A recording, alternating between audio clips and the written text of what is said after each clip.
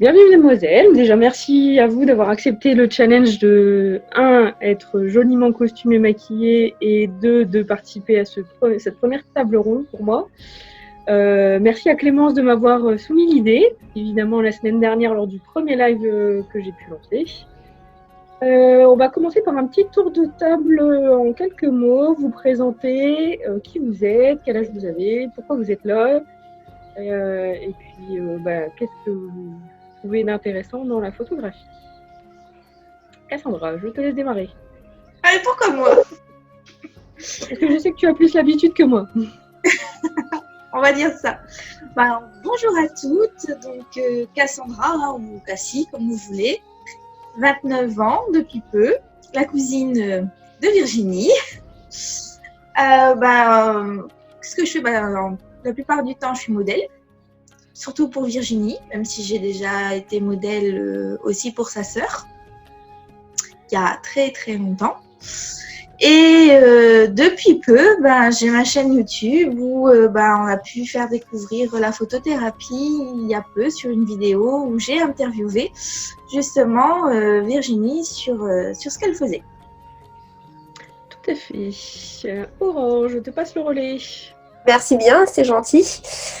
Donc moi, c'est Aurore. Beaucoup, je pense, me voient souvent avec toi, puisqu'il paraît que je suis ton acolyte, et non pas alcoolique, je tiens à le préciser.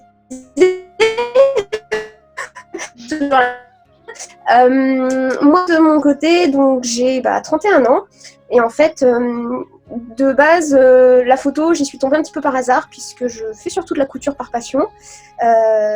Les tenues sont assez dans l'armoire jusqu'au jour où j'ai rencontré Virginie lors d'une sortie photo. Et puis c'est avéré que d'une sortie photo, on est passé à 2, 3, 10, voire même plus dans l'année, sans compter des associations médiévales, etc. Où j'en profite pour sortir mes tenues. Tout à fait. En effet, aujourd'hui, tu es passé à peu près à... L'année dernière, c'était 2 tenues par mois à peu près.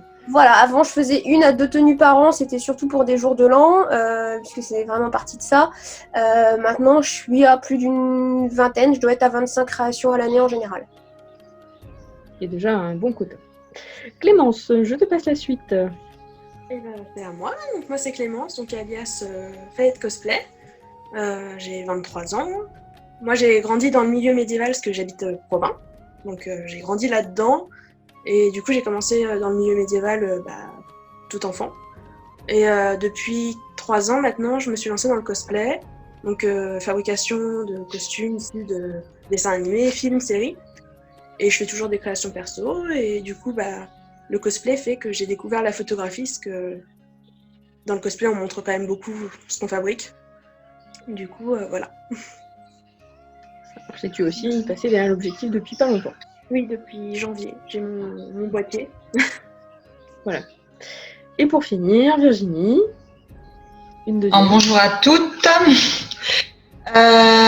Donc moi, je suis des deux côtés. Je suis photographe et modèle, même si je préfère de loin le côté photographe. C'est quelque chose que j'aime depuis très longtemps, depuis que je suis ado, si on peut dire. Donc ça fait quand même pas mal de temps. Seulement à l'époque, c'était de l'argentique. Et ça coûtait très cher de faire de la photo en amateur. Ce qui, du coup, vous imaginez bien que c'était pas toujours possible pour beaucoup de monde. Et quand le numérique est arrivé, je m'y suis mis tout doucement. Et là, on va dire que ça fait 4 ans que je travaille un peu plus sérieusement. Après, côté technique, c'est pas... Virginie maîtrise beaucoup plus l'appareil que moi. On a 2 façons de travailler complètement différentes. C'est vrai que toi, tu vas travailler plus sur la technique. Moi, je vais être plus sur la mise en scène, sur les effets spéciaux. Et parce que j'aime aussi beaucoup l'infographie. J'ai appris les bases il y a quelques temps par le biais de mon boulot et j'hésite pas à m'en servir quand c'est nécessaire sur certains montages. Tout à fait. Et donc, pour terminer, pour ceux qui ne me connaissaient pas, Virginie, j'ai 33 ans, j'habite Lille. Ça fait maintenant 5 ans que je fais de la photo et à la base, en effet, j'étais modèle et j'ai eu la chance de croiser un photographe qui m'a fait confiance, qui s'appelle Thierry, qui s'il m'écoute, un grand merci encore à lui. qui m'a simplement confié un de ses boîtiers lors d'une rencontre photo et qui a été surpris de voir le résultat. Et 2 mois après, j'ai acheté mon premier boîtier, tout simplement. Aujourd'hui, la photo, ça fait partie intégrante de ma vie. Je pense que là, le confinement est quelque chose d'un peu compliqué en ce moment pour les photographes et modèles. Mais voilà, j'ai hâte de reprendre l'appareil, de vadrouiller sur les routes de France avec Aurore, mon acolyte, ou Cassandra, généralement. C'est ensemble qu'on fait toutes ces mésaventures-là. Et puis de prendre des plus belles photos qu'il faut. Eh bien, écoutez, merci déjà, mesdemoiselles, pour ce tour de table. Deuxième petite question, qu'est-ce que la photo vous apporte ? Quel intérêt vous trouvez à faire de la photo, aussi bien en tant que modèle qu'en tant que photographe ? Je sais pas. Vas-y, Clémence. Alors en tant que modèle, je vais commencer puisque c'est ce que je fais à la base. Ça me permet déjà de montrer mes créations sous un jour un petit peu plus joli qu'une photo faite avec mon téléphone en atelier, avec une mise en scène qui va avec la création aussi. Et après, il y a aussi le côté arriver à s'assumer un peu plus, avoir plus de confiance en soi, parce que c'est aussi un des buts. Alors ça, c'est plus compliqué à venir, mais je pense que c'est aussi un bon exercice sur soi-même. Et du coup, je me suis lancée dans la photo là, depuis le début de l'année. Et passer derrière l'objectif, en fait, à la base, moi, c'était...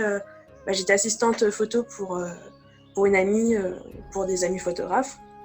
Et je me suis rendu compte qu'en fait, j'aimais bien pouvoir diriger le modèle, lui donner des indications, la conseiller, dire tiens, tu pourrais faire ça avec ton costume ou autre.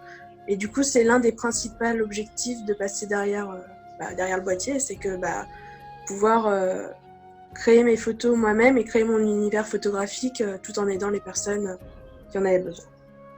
D'accord. Écoute, c'est tout à ton avantage. Et puis, je te souhaite si bon courage en tant que photographe. Tu vas découvrir la magie des boîtiers et de tout ce qu'on est capable de faire avec. Du plus réaliste au plus fantastique, comme Virginie a pu l'évoquer. Après, avec les outils informatiques, on fait énormément de choses.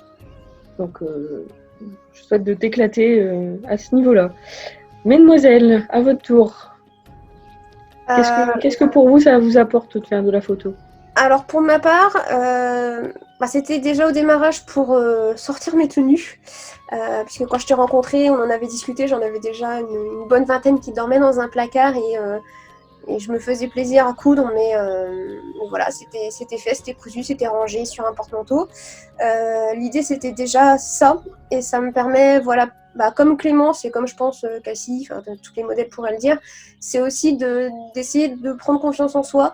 Je pense que de nos jours, on a toutes et tous des avis négatifs sur nous, de par les publicités, par tout ce qu'on veut, qui fait que forcément, on se voit de manière pas forcément aussi bien que les autres nous voient. Donc cette optique, c'est aussi de se dire, tiens, tout compte fait dans cette tenue, je suis pas, entre guillemets, si moche que je pourrais le croire, ou tout compte fait, ce style-là me convient. C'est vraiment cet aspect-là, et c'est aussi, à mon sens, exprimer des émotions, parce que dans la vie de tous les jours, on a le train-train quotidien, on a notre boulot, métro, dodo, je pourrais dire, même si en ce moment c'est télétravail. Mais l'idée, c'est de sortir de ce quotidien. Les gens nous voient d'une certaine façon la semaine. Moi, je pense que les gens qui me voient au travail seraient étonnés de voir la personne que je suis le week-end par le biais de la photo, parce que c'est... on n'est pas bipolaire, hein, c'est pas ça, mais c'est deux façons de voir la vie différemment, je pense. Je suis 2 fois plus rigolote le week-end que je le suis la semaine, hein, forcément. C'est cet aspect-là aussi, c'est vraiment faire... Voilà, entre guillemets, c'est aussi se mettre dans une bulle. Se dire, il y a le travail en effet, mais de l'autre côté, j'ai envie de se lâcher prise. J'ai envie de me faire plaisir le week-end. J'ai envie, comme toi, d'être pin-up, comme moi, d'être dans toutes les tenues que je peux avoir. Oui. Et de sortir et de, entre guillemets, aussi d'enlever cette espèce d'uniforme qu'on a tous, à savoir ce jean, la tenue qu'on a tous pour aller au travail, qui malheureusement finit par se ressembler. Moi qui fais des tenues un peu histo, les tenues de la belle époque, il n'y a pas photo, c'était une belle époque, c'est le cas de le dire. C'est des tenues qui me font rêver, et c'est cet aspect-là que j'aime aussi dans la photo. Et je rejoins aussi Clémence sur l'aspect fantastique, etc. C'est en effet, en tant que créatrice, toujours plus sympa de pouvoir mettre en avant ces tenues par le biais de soi-même ou d'autres modèles, que simplement le mannequin qui est dans le bureau ou qu'on va mettre dans le jardin pour faire joli, présenter la tenue, et on passe à la suivante, et ça ne vit pas. Tout à fait. Alors, en effet, je te rejoins, les univers photographiques sont larges, c'est-à-dire qu'il y a aussi bien du médiéval fantastique, du pin-up, du cosplay, du boudoir. Il y a énormément de styles photographiques qui existent dans ce monde, et heureusement.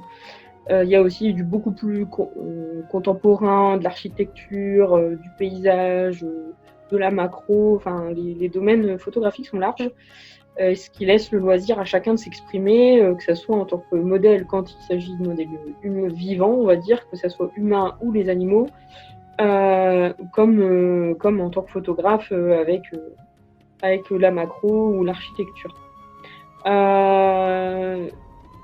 Pour vous, quels sont les gros avantages de faire des collaborations comme celle, par exemple, qu'on peut être amené à faire ensemble ou que vous avez déjà fait avec d'autres photographes ou d'autres modèles? Quels sont pour vous les gros avantages de ces collaborations? Je vais répondre, si tu veux. Oui. Déjà, rien qu'un truc tout bête, quand on a travaillé la dernière fois avec Aurore, quand j'ai shooté la dernière fois, c'est une manière aussi de faire vivre le costume. Parce que la personne derrière, quand c'est des personnes qui créent leur costume eux-mêmes, pas quand c'est un costume acheté, elles se sont cassées la tête, elles se sont imaginées aussi l'univers qu'il y a autour. Ça leur permet aussi de montrer une facette de leur personnalité qui effectivement doit être mise au rencard pendant la semaine avec le boulot. Et c'est plaisant aussi de permettre aux personnes de pouvoir faire ça. Quand je vois avec la personne qui partage ma vie, c'est pareil.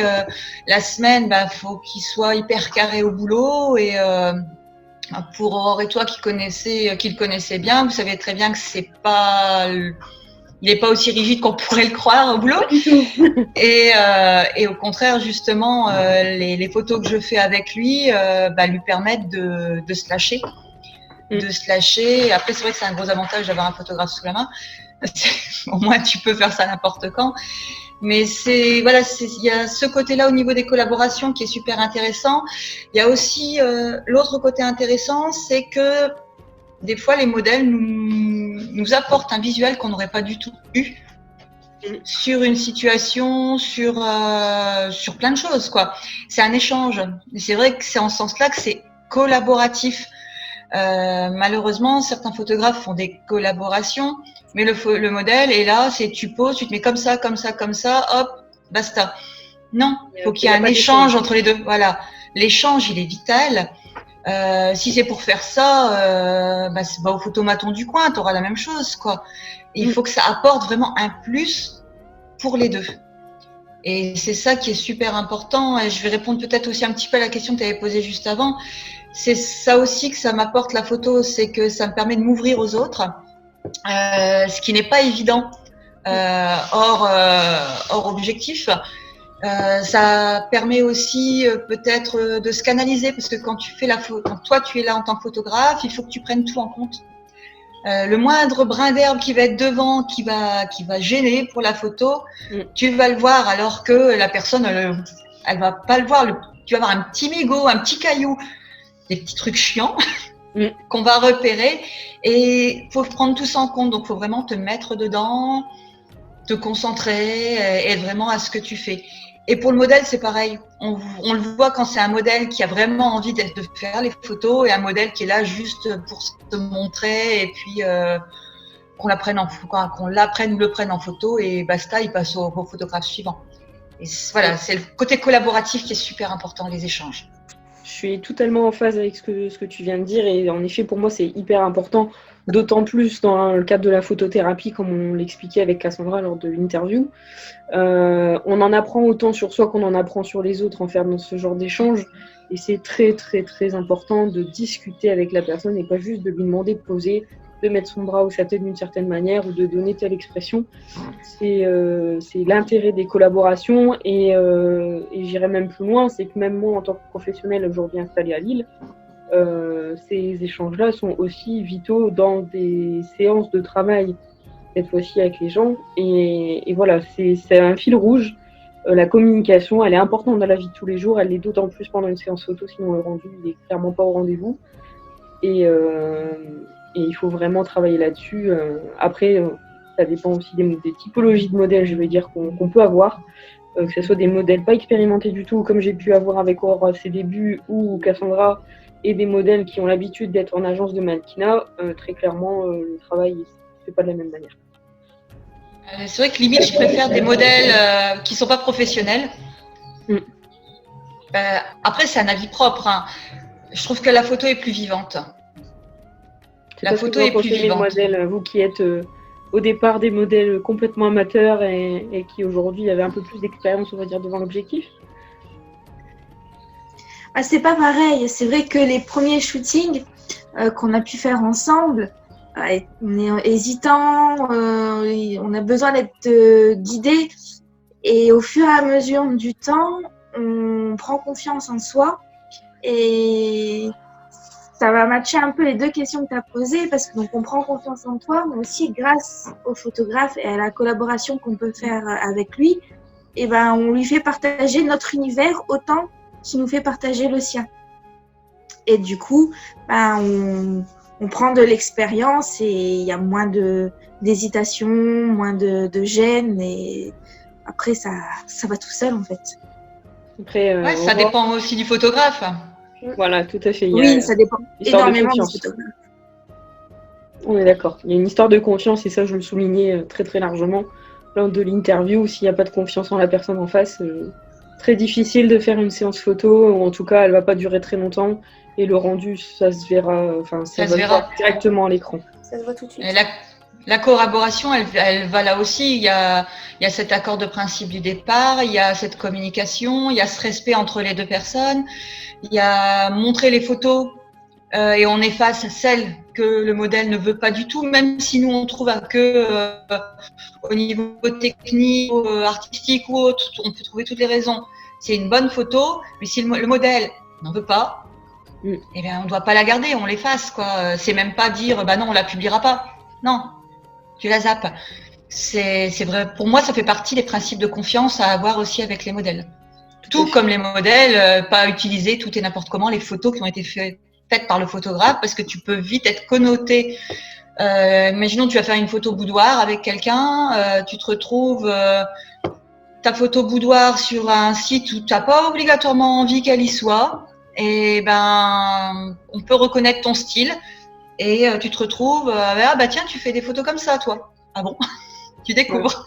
Ouais. Je vais juste faire une petite parenthèse d'un sujet qui me tient à cœur aussi. Il y a, je pense, encore beaucoup de modèles et de photographes aussi qui méconnaissent le droit à l'image. Et ce que tu évoques, c'est simplement, pour moi, c'est normal.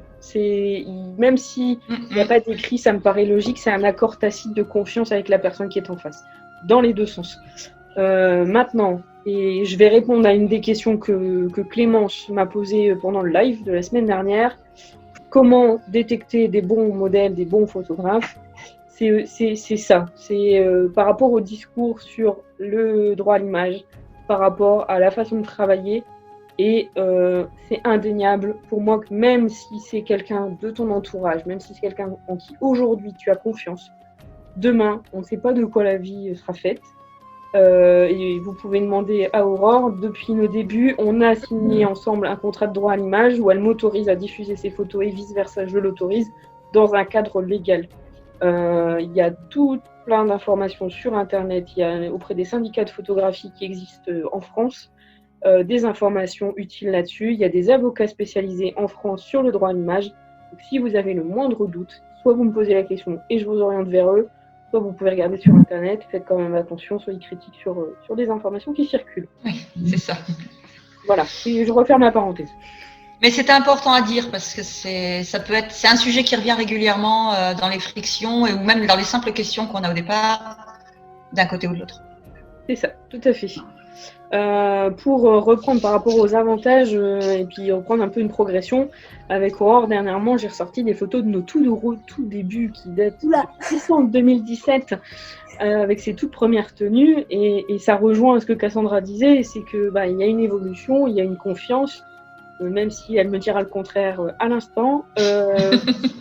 Voilà, je sais que le chemin est encore long, mais les photos parlent d'elles-mêmes et je pourrais vous mettre un comparatif dans les prochains jours, les photos de 2017 et celles qu'on peut faire aujourd'hui, et vous aurez un aperçu des prochaines qui sont prévues. Il y a une grosse différence entre les deux. Je pense que de toute façon, Cassandra, Clémence, tout le monde pourrait le dire, je pense qu'il y a il y a forcément les premiers pas où la personne elle est raide comme un piquet, elle est stressée, même si on a confiance envers le photographe ou la photographe, mais voilà, c'est les premières poses, on a une gestuelle qu'on ne connaît pas, etc. Il y a forcément une évolution par la suite sans avoir 10 ans d'expérience derrière et on est amateur, on ne sera jamais professionnel. Enfin, moi personnellement, j'ai pas prévu d'être mannequin ni de passer en agence, hein. C'est pas du tout l'optique. Il y a forcément une avancée, une progression comme on l'aurait au travail. Je pense que si on prend le travail de Clémence en couture ou le mien, même si j'ai beaucoup de mal à l'admettre, et Virginie le sait très bien, il y a forcément une évolution. Enfin, voilà, il y a des choses qu'on apprend à faire au fur et à mesure. Cassandra, tu as peut-être un petit peu moins de shoots que Clémence et moi, ou même Virginie, ou les Virginie, pardon. Mais voilà, c'est vrai qu'on voit forcément une évolution. C'est sûr que les premiers shootings que j'ai pu faire, voilà, comment dire, c'est comme mes premières tenues de couture, c'est pas ouf. C'est des choses qu'on garde entre nous, mais voilà, c'est le genre de dossier qu'on ressortira jamais, quoi. Même le regard change. Non, mais je suis d'accord avec toi, Aurore. C'est vrai qu'au début, on n'est pas forcément à l'aise, mais il y a aussi, au fil des années, on gagne en maturité aussi. Notre caractère peut changer. Bon, c'est vrai que j'aime moins le shooting, mais moi, là, je le compare aussi au défilé. Parce que je défile pas mal pour des prêt-à-porter que je connais. Et c'est vrai que les premiers défilés, tu fais le tour du podium, tu reviens, et t'es droite, t'es impliquée, tu bouges pas. Et les défilés qui suivent, tu danses sur le podium, t'applaudis, ça n'a rien à voir. Donc, on évolue au fil du temps. C'est ça, tout à fait. On s'affirme aussi. Oui, c'est ça, tout à fait. Mais on le voit dans le regard, hein, parce que j'ai vu certaines de tes anciennes photos et je connais certaines des nouvelles. Le regard de la personne change aussi. C'est là que tu vois aussi cette maturité dont parlait Cassandra. Ça ressort sur le visage. Il y a le maquillage. Non, c'est un coucou à Alexia qui malheureusement ne peut pas nous rejoindre là à l'instant. Mais voilà, c'est aussi grâce à certains partenariats avec des maquilleuses comme elle qu'on arrive à sublimer les tenues et du coup que les séances photos sont encore plus mis en valeur, enfin les clichés sont encore plus jolis. Clémence, j'aimerais avoir ton avis aussi sur la question. Pour toi, quels sont les avantages de ces collaborations? Qu'est-ce que ça t'apporte? Alors moi, les photographes avec qui je travaille en général, ça va plus être des gens que j'ai rencontrés en festival ou en convention. C'est un peu une de mes conditions aussi pour, on va dire, faire des collaborations avec eux. C'est, on va dire, de les avoir au moins déjà vus de visuel, même si j'ai pas forcément fait de photos avec eux en convention, parce que y a beaucoup trop de monde, où on n'a pas forcément le temps. Il y a un petit côté rassurant pour moi de me dire, j'ai déjà parlé à cette personne, ou bon, je l'ai déjà vue, je sais qu'elle a déjà travaillé avec tel ami. Et comme ça, je trouve que pour moi, en tout cas pour moi, c'est vraiment personnel, c'est plus simple après de faire une collaboration avec cette personne. Je suis plus à l'aise déjà avec cette personne parce que je lui ai parlé, parce que on a eu déjà des choses, on s'est déjà vu avant, quoi. Je comprends parfaitement et c'est aussi un des points importants, c'est d'une part, pour avoir confiance, il faut cerner un peu la personne, c'est-à-dire voir si elle a déjà des photos, si elle a peut-être des recommandations ou pas, ou à l'inverse, tout l'inverse. Et puis de la voir en vrai avant la séance photo. L'occasion est bonne en festival, mais aussi de se voir en aparté dans un lieu neutre avant la séance photo, de la questionner, de bien exposer ses conditions et de voir si la personne est à l'écoute. On parlait de séances boudoir tout à l'heure, ça fait partie des séances, je ne vais pas dire à risque, mais où les photos elles peuvent être utilisées, où les photos elles peuvent être détournées. et il faut que les conditions soient claires. Et là, moi, je vais poser clairement un veto là-dessus, c'est que toutes ces séances-là qui sont semi-nues ou nues, c'est contrat de diffusion des photos obligatoire. C'est indéniable, surtout quand on est une femme. Après, ces messieurs font ce qu'ils veulent de leur corps, mais l'image de la femme aujourd'hui est assez vite détournée. Donc, vigilance au maximum, mesdemoiselles, là-dessus, c'est sûr et certain, contrat de droit à l'image. Même moi, en tant que professionnelle, j'ai eu l'occasion de shooter avec une personne que je pensais être quelqu'un de confiance au vu de son emploi en parallèle, et qui, lors de la séance photo, ne m'a rien fait signer. J'ai sorti moi-même le contrat de diffusion des photos en lui disant j'ai une image aussi à tenir aujourd'hui en tant que professionnel de l'image. Il est hors de question que ces images puissent être détournées ou utilisées à des fins que je n'aurais pas souhaitées. Donc voilà, un mot-clé, contrat de droit à l'image à partir du moment où les photos deviennent critiques. Quand c'est de la photo, je dirais standard, habillée, costumée, c'est un peu moins gênant, mais on ne sait jamais de quoi demain sera fait, que vous ayez une quelconque personne qui vous en veuille et qui puisse utiliser ces photos. C'est important. Troisième question. Pour vous, quels sont les principaux inconvénients? Je pense qu'on vient d'en parler d'un principal, c'est le détournement des images. Quels sont les points négatifs qu'il pourrait y avoir pendant une séance photo ou après ou avant, de manière générale? Qu'est-ce que vous en pensez? Les photographes qui mettent leurs mains où ils ne devraient pas pour montrer comment il faut tenir les poses. Malheureusement, voilà. Je m'attendais à cette réponse. Je vais la reformuler de façon plus politiquement correcte. Toutes Vas-y. qui utilisent le milieu de la photo pour se rincer l'œil et pour abuser des personnes. Et voilà, c'est là où je voulais en venir aussi en parlant de contrat de droit à l'image quand il s'agit de photos un peu dénudées. Faites attention, et quand vous avez des séances photos comme ça, surtout quand vous ne connaissez pas beaucoup le photographe, allez-y, accompagné d'une personne. Mais même habillé, hein. Même habillé, voilà, on ne sait jamais. Quand c'est une première séance photo avec un photographe que vous n'avez jamais vu avant, que c'est vraiment la toute première fois, allez-y, accompagné, que ce soit avec une copine ou un copain, peu importe, ou votre compagnon, mais allez-y, n'allez-y pas tout seul. Je pense que dès le démarrage, il faut se mettre soi-même des barrières, dans le sens où, voilà, il y a des photographes qui sont pas forcément Recommandable. C'est pas qu'ils sont mal intentionnés, mais c'est qu'ils savent manipuler, si je puis dire, la personne. Et on l'a vu, toi et moi, on sait, je sais de quoi tu vas voir de quoi je parle. On a fait des sorties photos où certaines personnes s'étaient dit très clairement non, moi je viens, je veux être en photo, je veux être en robe de soirée, je veux rester comme ça. Et qui, au fur et à mesure du shooting et de la sortie, se sont retrouvés en lingerie, voire à faire du semi-nu, sans s'en être réellement rendu compte, parce qu'il y a des photographes qui sont quand même très manipulateurs et qui savent vraiment orienter les choses, et ça, je pense qu'il y en a malheureusement de plus en plus. Beaucoup en jouent, beaucoup essayent de « oui mais non, regarde, t'es belle, regarde, tu peux avoir confiance en toi, etc. » qui en jouent, et c'est clairement des manipulateurs. Alors, personnellement, j'ai shooté avec très peu de femmes, je crois que c'est surtout vous deux, Virginie, et quelques personnes en sortie photo, mais c'est beaucoup plus les hommes qui font ça, faut dire ce qui est, mais parce que ça reste le côté photographe voyeur. Et ça, il faut vraiment se caler dans sa tête et se dire je fais ça et je veux rester à ça. Il est hors de question que j'enlève mon haut ou que j'enlève mon bas, ou voilà, je veux rester dans ma tenue, c'est ça que je veux faire et j'en démords pas. Il faut clairement oser le dire. Si le photographe il est pas content, c'est que clairement il cherchait autre chose, et dans ce cas-là, c'est net, on arrête le shooting et stop. Je suis parfaitement en phase, voilà, que les choses soient claires.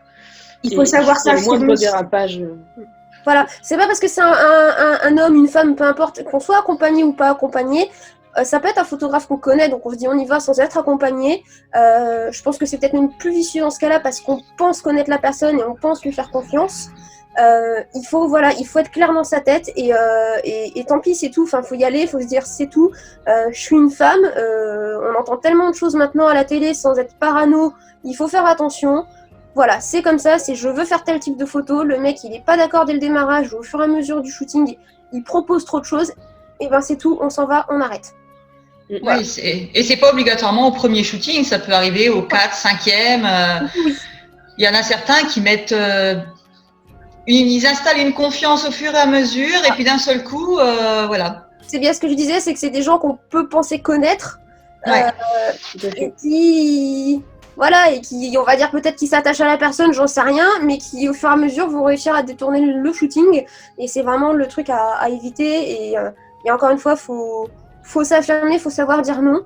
On en parle, on voit des tonnes d'informations sur internet où la femme doit savoir dire non pour tout un tas de choses.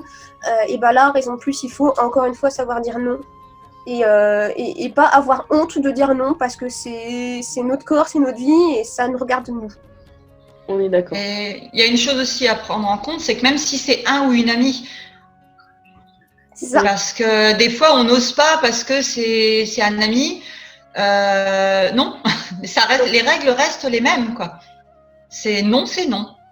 Tout à fait. Si la personne ça lui plaît pas, c'est que il place le voyeurisme avant l'amitié, on arrête, quoi. C'est un ami par intérêt. C'est ça.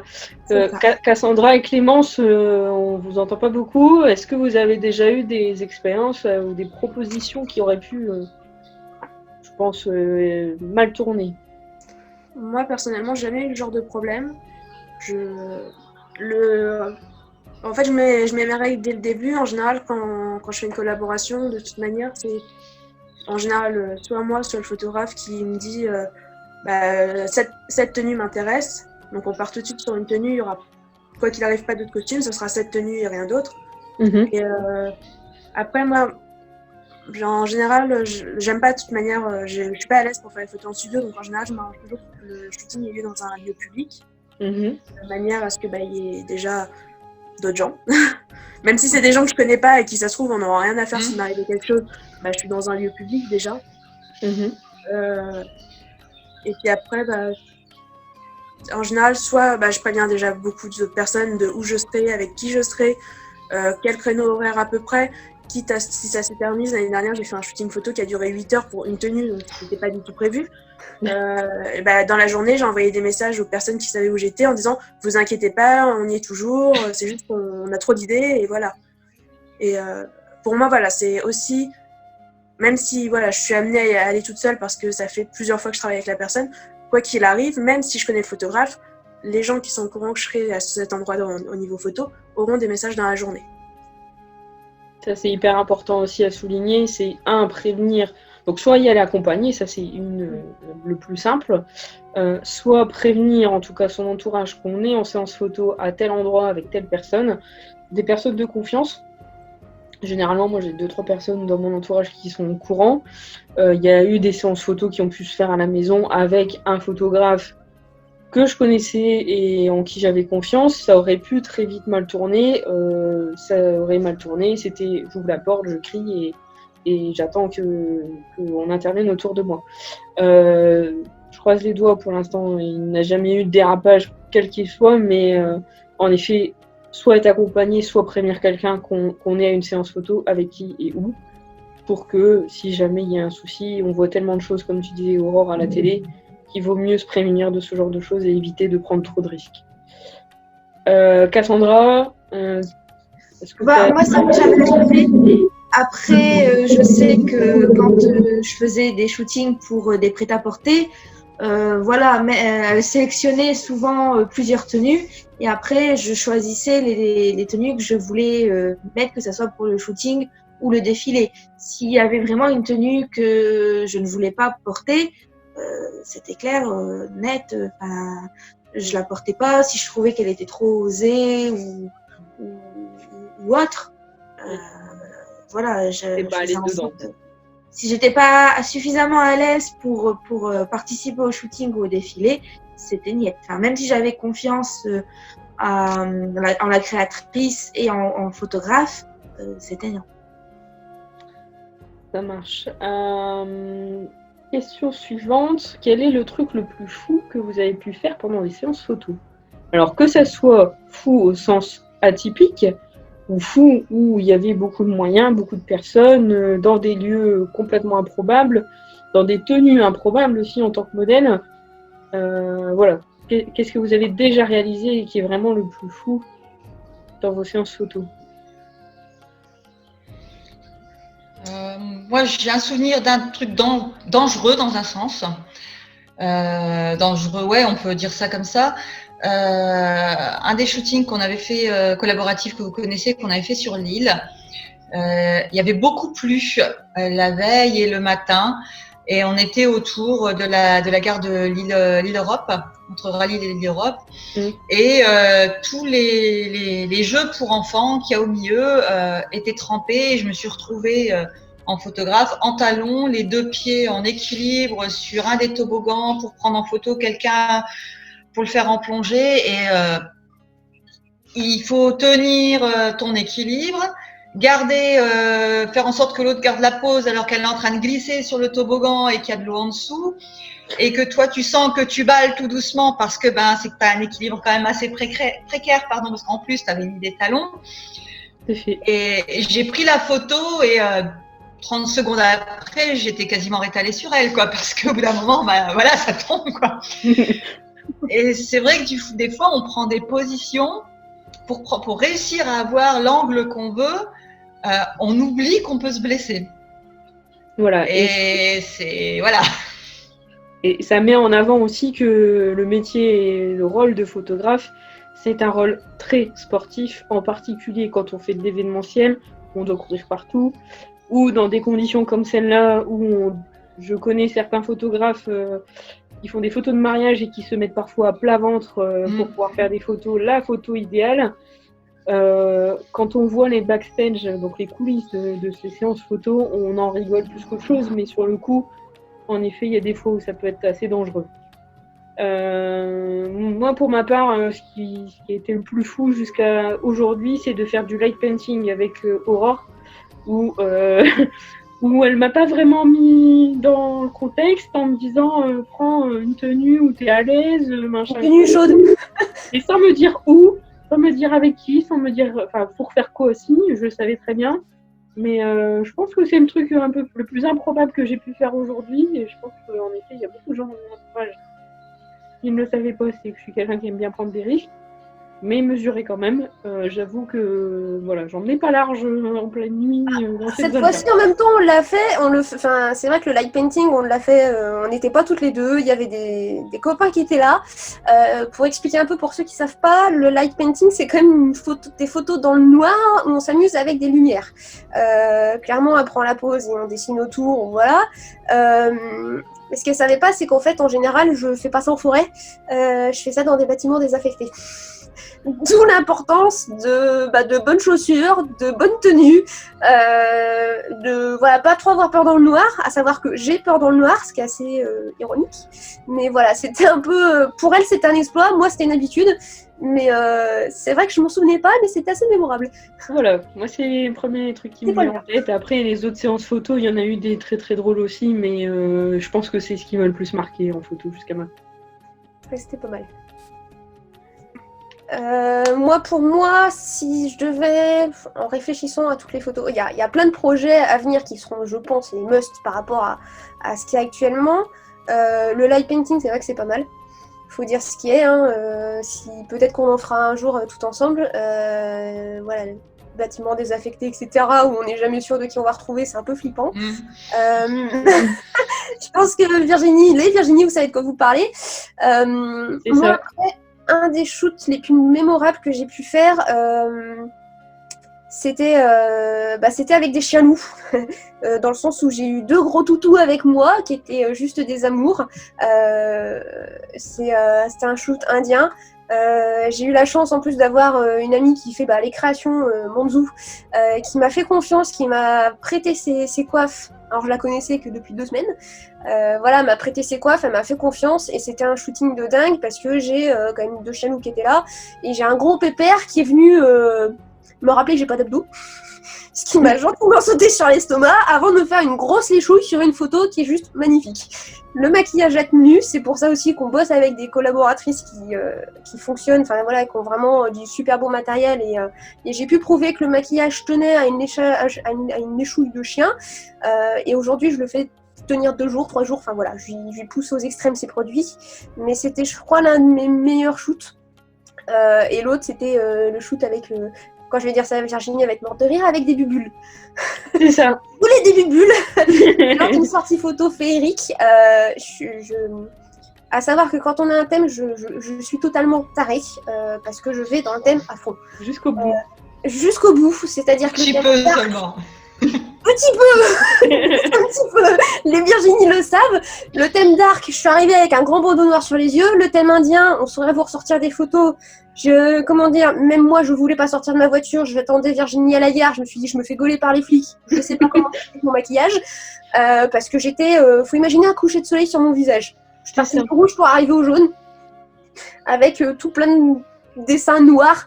Donc c'est vraiment des choses où je joue jusqu'au bout. Et le thème féerique, c'était des bubules. J'ai acheté un jouet de gamin, le truc qui m'a coûté 10 € et qui fait des bulles. Vous savez, vous mettez juste du produit, une pile et ça tourne, ça fait des bulles. Je l'ai saoulé, je crois, pendant 3 jours avec des bubules. Voilà, Elle s'est éclatée pendant 2 jours avant et elle s'est éclatée encore 2 jours après pour vider le truc. Voilà, en fait, j'avais l'impression d'être dans Nemo. Je sais pas si vous voyez la petite bestiole qui va chercher des bubules. J'avais l'impression d'aller chercher des bulles dans l'aquarium. Ça fait des super photos en plus avec des bulles. Voilà. J'aime. Je pense que Clémence pourrait le dire, ou même, tous, vous pourriez le dire. Je pense que quand on a un thème et qu'on veut vraiment des super belles photos, on est prête à tout et n'importe quoi pour rentrer dans le thème et essayer d'avoir les meilleures photos possibles. Certes, il y a le travail du photographe, parfois de traitement derrière, mais on veut aussi forcément nous donner un max voilà, j'ai 15 000 accessoires dans la maison, c'est plus possible, j'en ai à chaque fois plus, mais c'est mon petit délire. je vois Clémence qui sourit. J'ai vu ton live hier où tu précisais et tu montrais le nombre de boîtes que tu peux avoir à la maison avec tous les costumes, les accessoires rangés exprès. C'est ça. À chaque fois qu'il y a un nose à côté de chez moi, et à chaque fois que je vais au nose, je fais non, mais de toute façon, je ressors avec rien. Et au nose, en fait, à chaque fois, il y a plein de trucs. Et je ressors toujours avec un moitié de coffre plein. Des trucs que des fois, je me servirai jamais, mais je les ai et je sais que peut-être un jour, les fleurs qui me serviront. Et voilà, il y aura un photographe qui va te important. proposer un truc. Peut-être un jour, on en a plein dans la maison. Ouais. Et donc, Cassandra qui se demandait pourquoi d'une petite idée photo, ça pouvait amener à des très grandes séances, dont une qui est en préparation en effet. On attend juste que le confinement soit terminé pour vraiment planifier la date et mettre tout le monde autour de la table. Voilà, c'est ça aussi, c'est une des libertés de la photo, c'est de pouvoir faire ce qu'on veut. Et je le précisais pendant l'interview, il n'y a vraiment aucune limite à la créativité, il n'y a aucune limite technique non plus, puisqu'aujourd'hui avec le numérique on va très loin et on peut beaucoup travailler en post-production, donc c'est du bonheur. Et je pense que ce shooting là, ce sera le plus fou que j'aurais fait pour le moment. Voilà, je pense, vu comment ça part là, il y a de grandes chances. Voilà, du chien loup, du feu, un joli décor, voilà, on n'en dit pas plus, mais ça promet. Ça promet. En fait, c'est les lieux qu'on utilise aussi qui créent des souvenirs incroyables. C'est vrai que moi, les plus beaux souvenirs que j'ai, c'est les shootings urbex, où on va dans des endroits juste improbables. Aussi bien des châteaux où j'ai pu faire le shooting Cendrillon. C'est juste un ami qui fait de l'urbex qui nous a dit « Ah, mais ce château-là, il collerait bien ». Ou le dernier shoot urbex que j'ai fait, c'était dans une usine désaffectée. Et je voulais faire des photos de Gamora, donc body painting vert. Donc, il faut arriver sur place sans le body painting pour pas être opéré, parce que forcément, on passe dans la ville pour y aller. Et du coup, on arrive sur place, on fait le body painting, et on se retrouve à faire des photos. Et quand tu repars à 20 km du lieu en body painting dans la voiture, et c'est toi qui conduis. Donc, tous les gens que tu croises dans la voiture, te voient. Et c'est des souvenirs comme ça où on est à 5 dans la voiture. À chaque fois qu'il y a une voiture qui passe, les gens regardent la voiture d'en face, comment ils vont réagir. C'est ça, donc ça c'est en effet les petites anecdotes, on en a toutes, je pense, d'être maquillée ou costumée. Moi j'ai déjà traversé une partie de l'île en costume en revenant des Geek Days, qui est un gros événement cosplay à Lille. Et j'ai traversé de l'île Grand Palais, qui est la grande zone où se passe l'événement, chez mes parents en tenue de style Robin des Bois, avec ceinture en cuir, les besaces et tout tralala, y compris le faux mousquet. Je pense, mes parents, quand ils m'ont vu arriver, ils ont un peu beaucoup halluciné. C'était la première fois où il me voyait costumée, maquillée complètement, et ma sœur m'a regardée en me disant tu n'as pas traversé l'île comme ça. Je dis, si. Donc, je crois que ça, on l'a toutes fait, hein, sortir de shoot maquillée, coiffée. Enfin, moi, j'ai quand même un souvenir avec toi, Virginie, qui est mémorable. C'est le shoot d'Arc Fantastique. Oui. Bon, clairement, on est ressorti de là, on avait la dalle, hein, faut dire ce qui est. On avait la flemme de faire à manger. Donc, faut imaginer les yeux bien noirs, mais vraiment le bandeau noir. J'avais mis de la peinture et maquillage. Enfin, tout était noir. Et en fait, on a eu la bonne idée d'aller chercher un kebab. Imaginez la tête du gars qui m'a accueilli en face. Voilà, c'est ce genre de choses. Mais voilà, en fait, on s'en fout, on y va. Et puis les gens, quand on leur explique, ils en rigolent en fait. Ils sont même plus à l'écoute qu'on imagine en fait. Ouais. Voilà, on a peut-être peur au départ quand on démarre et puis de se balader en costume et autres. Après, on est un certain nombre ici à participer à des événements médiévaux, fantastiques ou médiévaux tout court. Les gens ont l'habitude de nous voir en tenue, à force on n'y fait plus attention. Mais les premières fois, oui, c'est très bizarre. Et moi, le deuxième événement un peu similaire, c'est que j'ai une amie qui tient une boutique ésotérique à Lille. Et en fait, elle avait lancé un challenge pour Halloween de dire que les personnes qui venaient costumées dans sa boutique avaient des réductions sur les produits dans sa boutique. Et ben, je me suis payé le culot. Alors, la réduction, quelque part, je m'en fiche un petit peu, c'était vraiment juste pour le délire. De me mettre en sorcière, donc pareil, avec la tenue noire et rouge, la capeline est mise sur ma tête, le maquillage qui va bien, le faux mousquet à la ceinture aussi, et de prendre le métro. Dans le métro, il y a quelques personnes qui m'ont regardé bizarre. Ce qui a été le plus flippant, c'est en sortant du métro, d'avoir une voiture de CRS qui croise ma route et qui s'arrête quelques mètres plus loin. Je suis rentrée dans la boutique en pouffant de rire, en ayant un fou rire complètement pas prévu. Et la copine m'a regardée, m'a demandé ce qui s'était passé. Je lui ai dit, je crois qu'à quelques minutes près, je me faisais embarquer. Voilà. Après, voilà, c'est les aléas. Quand on est en costume, c'est plus ou moins bien accepté par le grand public. Je pense qu'aujourd'hui, c'est un peu rentré dans les mœurs. Il y a beaucoup de cosplayers qui se baladent pendant les conventions en plein centre-ville.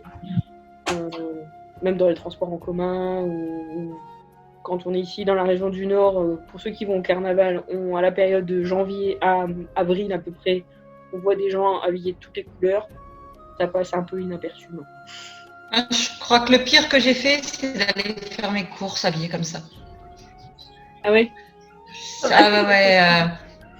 Alors je l'ai fait habillée en médiéval, en plus on avait oublié d'enlever les couteaux à la ceinture, mais les vigiles ils n'ont pas osé venir. Et je l'ai fait habiller en sorcière, je l'ai fait habiller en chamane.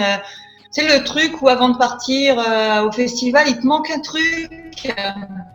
Ouais. Et ben tu vas faire les courses. Mais en Scandinave, c'est arrivé très régulièrement. C'est arrivé très régulièrement parce que pareil, hein, sur les campements, il te manque toujours une bricole.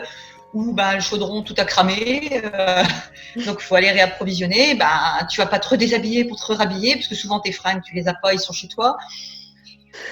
Tu vas, hein, tu fais avec. Donc c'était comique parce que des fois, où j'habitais avant, on avait les voisins limite qui disaient hier vous étiez comme ça, c'est bien, ça change de la dernière fois où vous étiez comme ça. Donc c'est rigolo quoi.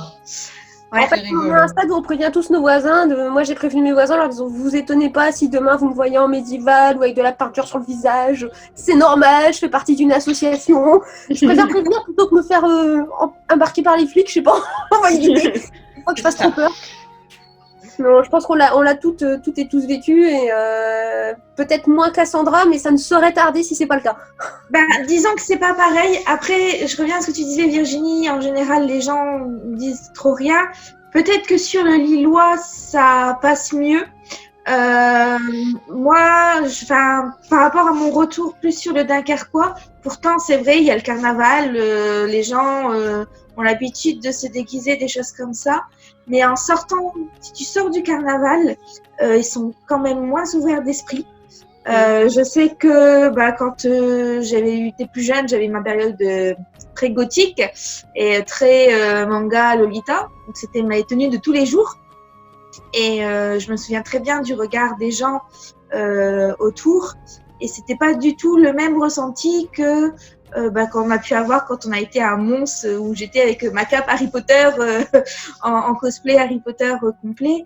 Ça n'a pas du tout le même retour. Et sur le Dunkerquois, les gens sont peut-être moins ouverts d'esprit que par chez vous, en fait.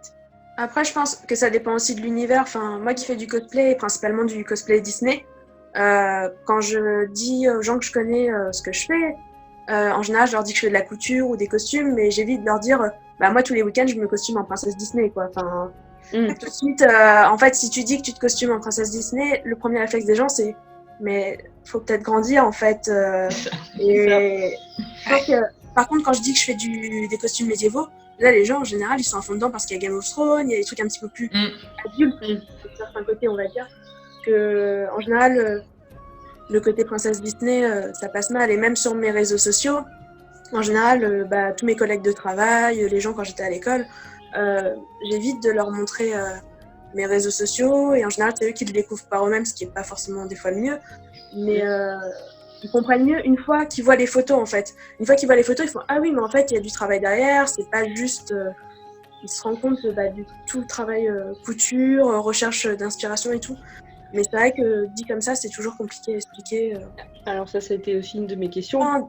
Des gens dans la rue qui vont me regarder en cosplay, j'en ai rien à faire, mais des gens plus proches, ma famille, mes collègues de travail, je suis toujours un peu plus gênée en me disant quelle image ils vont avoir de moi, quoi.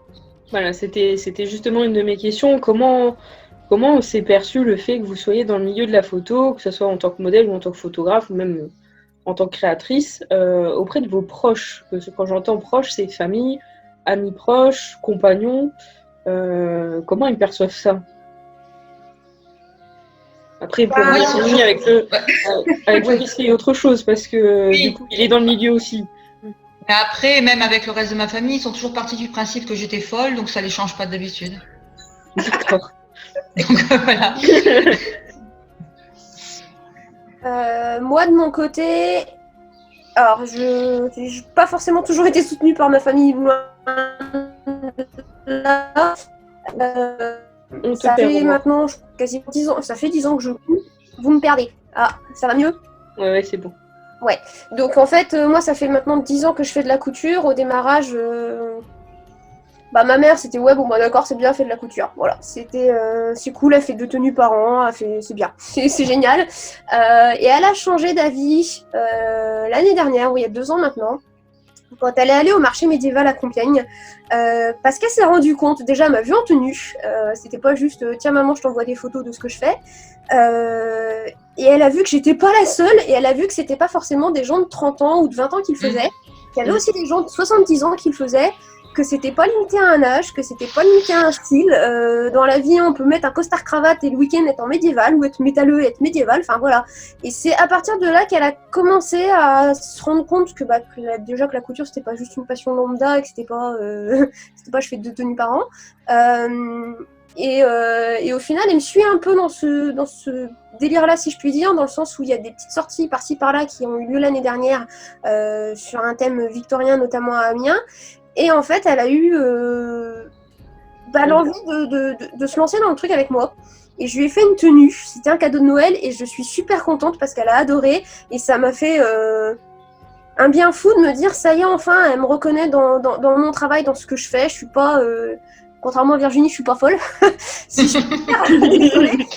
Ma mère a commencé à prendre conscience que c'était pas juste une sortie par-ci par-là, qu'il y en avait des centaines qui avaient lieu dans toute la France. Et ça a été aussi un déclic pour elle parce que, et comme je pense pour beaucoup, je pense qu'on entend toutes « Ah bah tiens, voilà une folle qui se déguise ».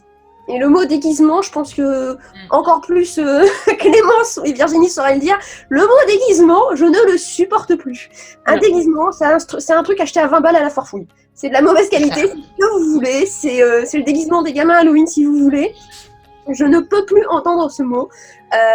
Et ma mère le disait régulièrement, en disant oh, bah ouais, c'était déguisement, machin, jusqu'au jour où du coup elle a mis la tenue, elle a vu, et en fait... elle a commencé à se rendre compte que déguisement, c'est de la farce à la trappe et qu'un costume, c'est travailler, c'est du temps, c'est un coût. Parce que c'est recherché, on cherche les tissus, tout ce qui va avec, les accessoires, etc. Et même elle, aujourd'hui, quand elle entend dire par des gens que je me déguise, c'est la première à rétorquer en disant « Non, non, ce n'est pas un déguisement, mais un costume ». Et rien que ça m'a fait un bien fou. Et c'est juste ça. Après, j'ai personne autour de moi en dehors. Enfin, mes amis se résument de plus en plus maintenant au médiéval, donc on est tous tarés.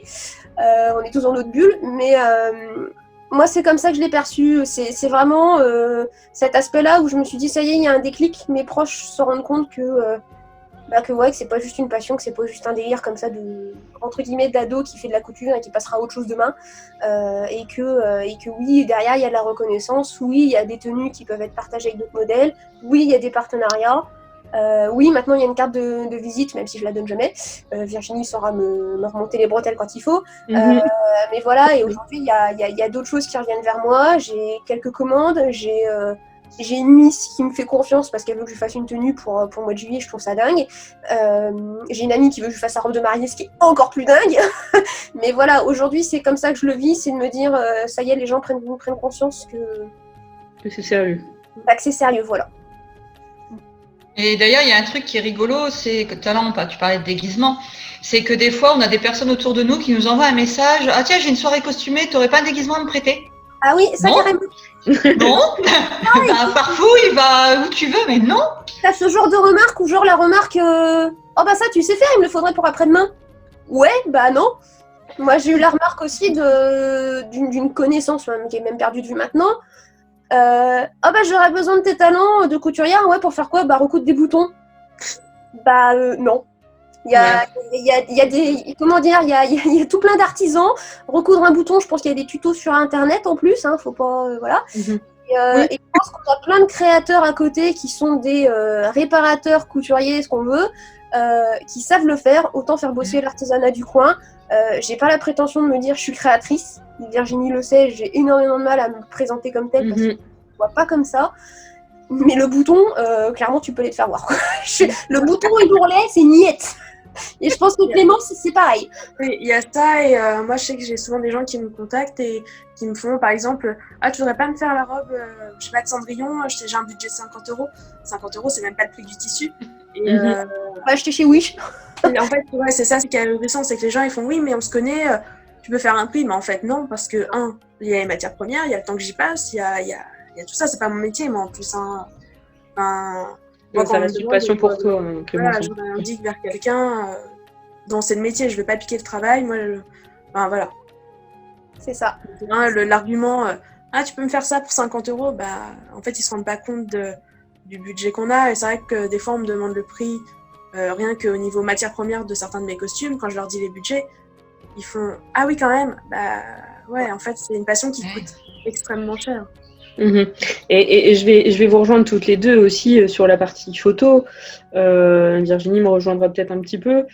Quand on est professionnel aussi, au démarrage, forcément, on va chercher des collaborations parce que ça nous permet d'apprendre, de progresser dans un délai beaucoup plus court qu'on l'aurait en temps normal. Par contre, au bout d'un moment, il faut bien se dire qu'un professionnel, pour qu'il puisse remplir son frigo, et c'est malheureux à dire surtout en pareilles circonstances, il faut que les prestations elles puissent être rémunérées. Et que être photographe, c'est pas juste appuyer sur un bouton.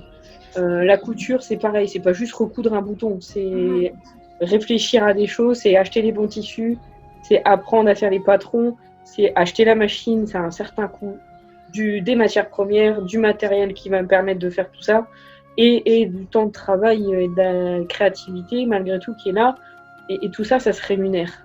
Donc je tiens aussi à préciser, attention, vous pouvez pas, le grand public aussi a tendance à considérer que photographe, c'est photographe de mariage ou c'est du portrait. Non, il y a autant de spécialités dans le domaine de la photo que dans le domaine dans tous les domaines artistiques, que dans la médecine. Vous n'allez pas demander à un médecin d'être chirurgien ou à un dentiste d'être chirurgien. Chacun a son domaine de compétences et il est important aussi de le mettre en avant et de se rappeler que photographe, c'est un art. Être photographe, c'est un art, mais c'est aussi un métier et il faut pouvoir remplir le frigo. Donc il ne faut pas perdre ça de vue, surtout en ce moment, où les temps sont encore plus difficiles avec le confinement. Par chance, je fais partie de ceux qui ont un métier encore à côté. C'est pas le cas de tout le monde, donc je salue mes collègues aussi qui sont en ce moment dans des situations complexes. Bonjour Monsieur Patoun qui a décidé de se joindre à nous. Oui. Voilà. Je vais rebondir sur ce que tu viens de dire, Virginie, parce qu'il y a un truc, alors, je ne vais pas me faire des copains en disant ça c'est clair et net, tu vas comprendre pourquoi.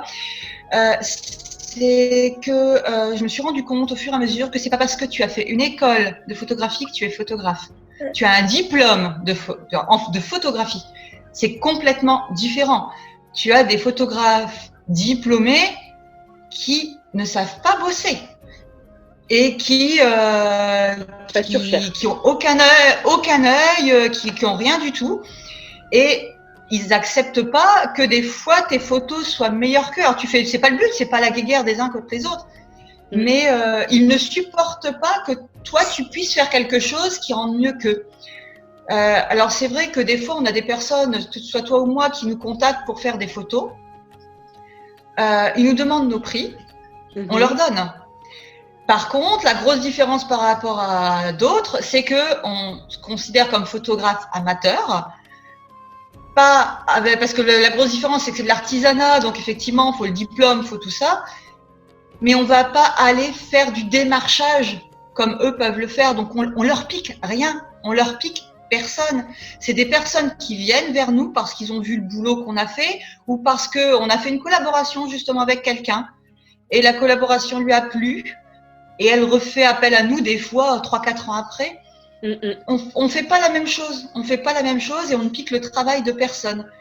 Et ça, voilà, je tenais à le préciser. Et voilà, ce que j'ai dit au départ, que c'est pas parce que tu as un diplôme en photographie que tu es photographe, ça va faire grincer des dents, ça c'est sûr et certain.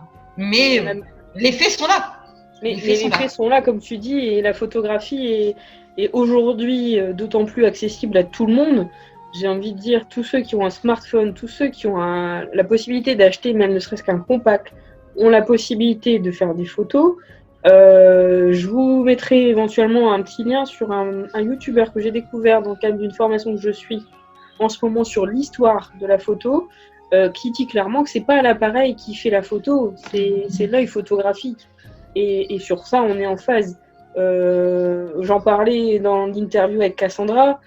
Un bon photothérapeute, c'est pareil, c'est pas forcément quelqu'un qui a un diplôme médical, c'est quelqu'un qui a les qualités requises pour faire ce métier et qui a l'œil pour aller aussi mettre en avant la personne qui est en face et l'aider à prendre conscience de qui elle est et de lui donner confiance en elle.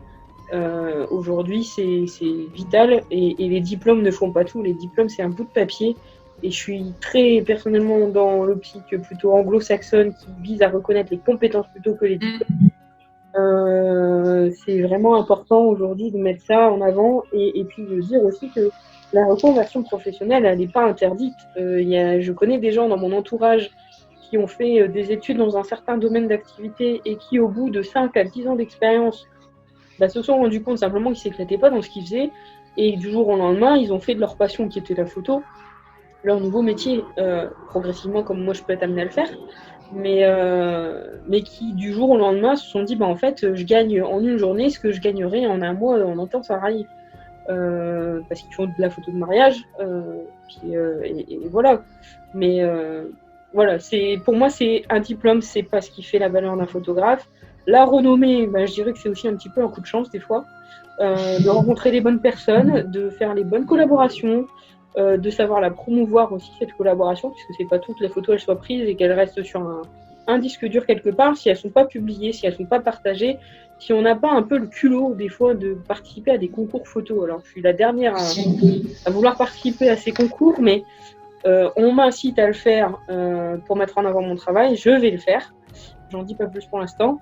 Mais voilà, si on ne saisit pas ces opportunités-là, ou si on ne saisit pas l'opportunité de décrocher un appel et de se dire que la personne à l'autre bout du fil, elle peut nous proposer un super contrat, et on n'aura pas la renommée qui va avec. En couture, c'est la même chose, et Aurore et Clémence le savent très bien, et je pense que je leur mets des petits coups de pied au cul régulièrement pour leur dire de mettre en avant ce qu'elles font. Voilà, faut vous laisser l'opportunité de vous faire connaître, et puis je pense que ces types de vidéos et de partage aussi avec vous sont importants, de mettre en valeur ce que vous faites.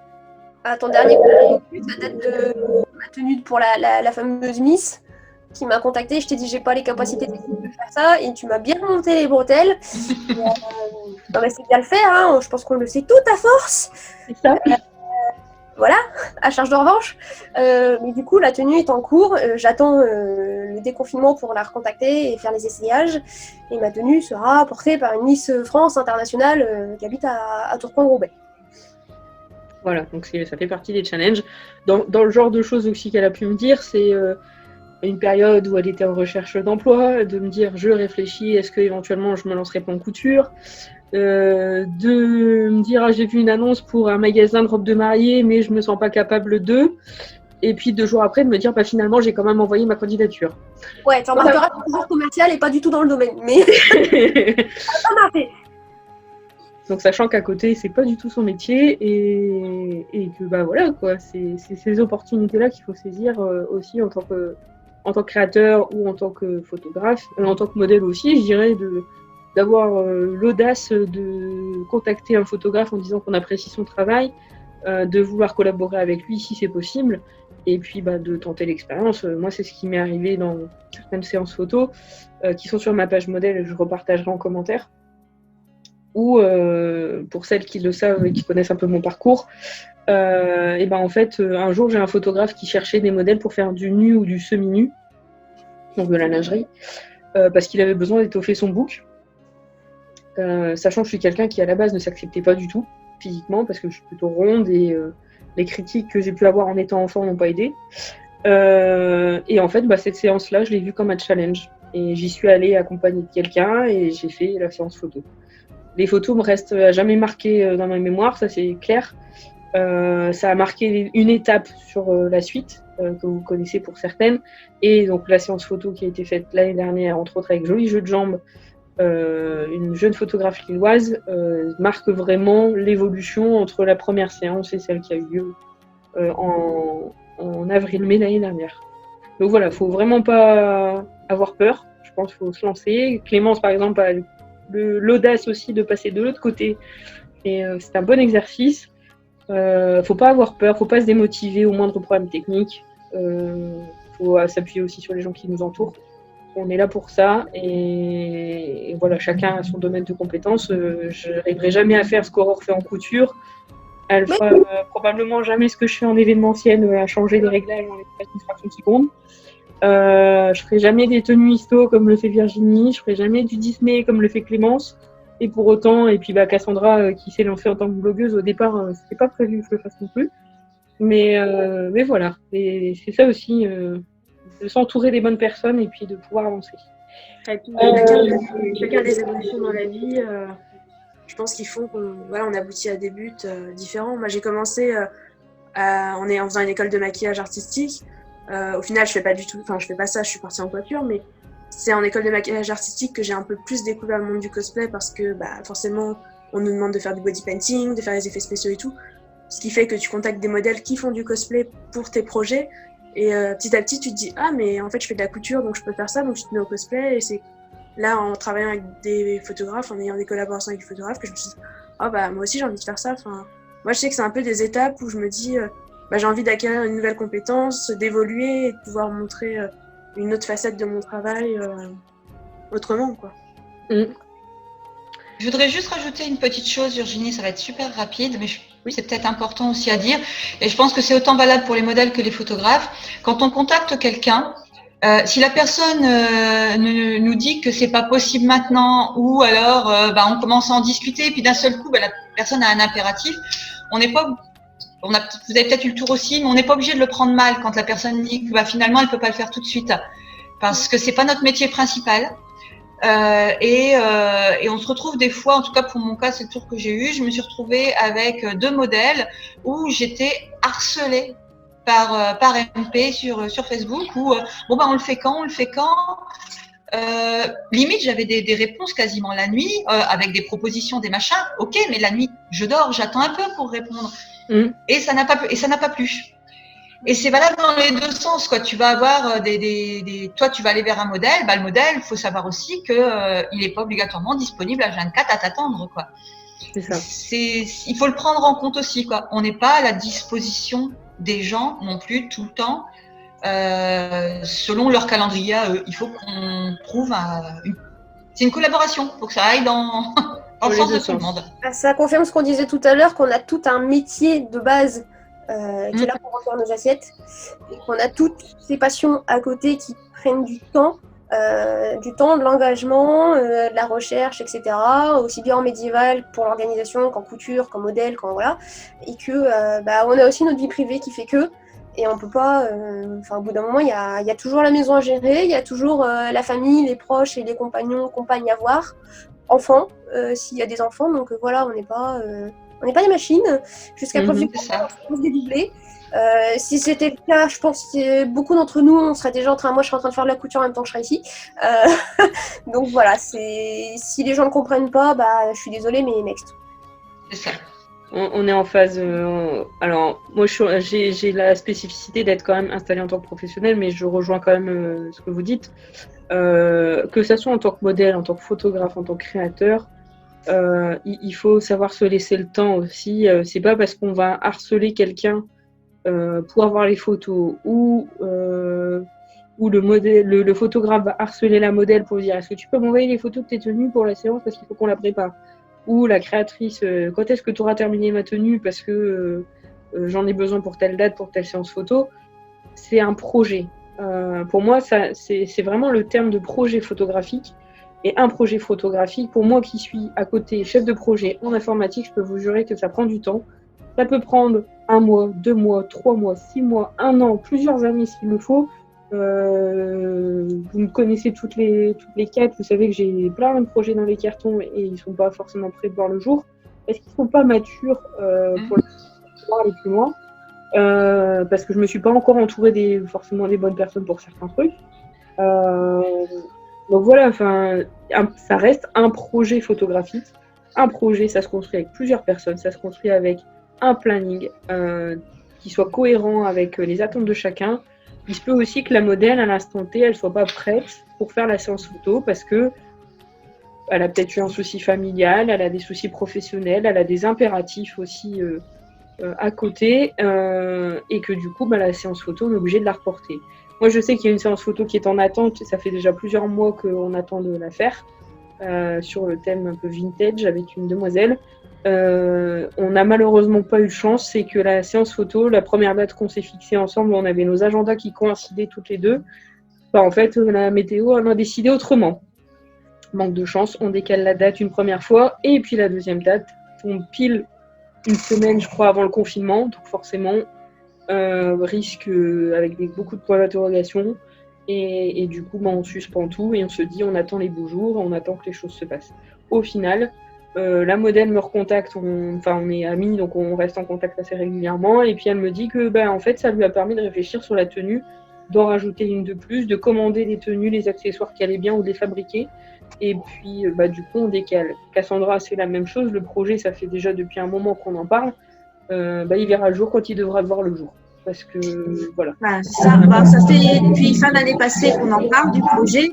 On l'a monté tout doucement. Après, il a fallu aussi que je trouve tous les tenues, les accessoires, sachant qu'il y a encore un accessoire qui est en création avec Milou. Et puis on devait le faire là. Mois de mars, normalement, ouais. Mois de mars-avril, on avait espéré le faire, et puis ça s'est pas fait. On verra. Hein. Après, comme on part pas au mois d'août, qui sait. Voilà. Pareil avec Aurore, là, à l'instant où on vous parle, on aurait dû être sur le chemin du retour de l'Irlande avec une semaine de séance photo dans les pattes. On aurait été dans l'avion. On aurait été dans l'avion, voilà. Donc le projet Irlande est annulé pour cette année. On vous réserve une autre surprise évidemment pour l'année prochaine. Ça ne nous empêche pas de continuer à cogiter et à monter d'autres projets. Clémence, pareil, on a des sujets, on en a discuté la semaine dernière. Virginie, les séances photos, c'est pas les sujets qui manquent non plus. On attend juste de savoir comment ressortir, comment planifier tous ces rassemblements, parce que ça nécessite à minima en général entre 2 et 10 personnes. Sur les projets dont on parle, c'est pas anodin, et puis on va devoir respecter un certain nombre de conditions sanitaires. À savoir en plus qu'en général les photographes sont réquisitionnés pour être habilleuses. Voilà, voilà, je suis son Désolée, Clémence, je sais pas, mais moi en tout cas, j'ai besoin d'une habilleuse parce que les corsets, j'en ai mis ce matin, j'en ai mis hier parce que je m'amuse avec des photos en ce moment. Comment vous dire, j'ai mal au dos, j'ai mal au bras, il me faut... Voilà, faut réfléchir au système technique quand on n'a pas d'assistante. C'est ça.